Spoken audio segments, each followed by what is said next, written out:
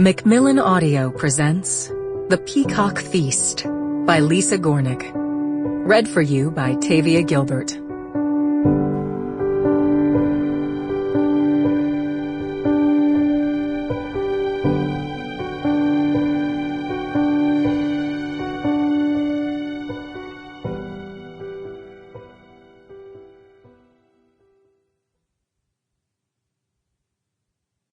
In memory of my father, Fred Gornick, scientist, explorer, raconteur. 1. New York, 1935.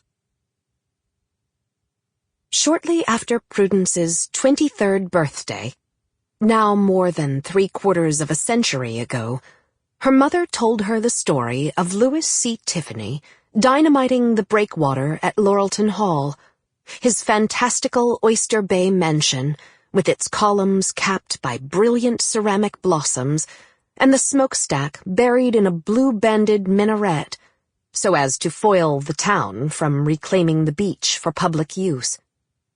Prudence's mother was only weeks from death, and as she told the story, she wept. She wiped her nose on her bed jacket sleeve, eyes pinpointed from the tincture of laudanum Prudence had given her.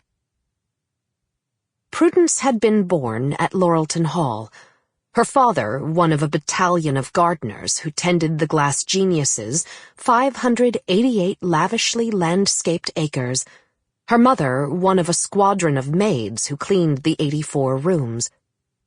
They'd left when Prudence was 4, her father assuming a position at the Tiffany's Madison Avenue mansion, but she still recalled the fountain with a color wheel engineered by Mr. T, so the water could be rendered different hues, the peacocks strutting across the lawn, the totem pole with a whale atop, marking the bend in the drive. Her mother, always tiny, but by then the size of a girl, reached a frigid hand out from the bed. She rested it heavily on Prudence's arm. I was in the largest of the third-floor bedrooms.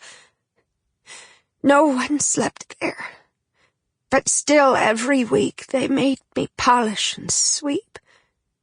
When I lifted the window to shake the duster, her mother shuddered.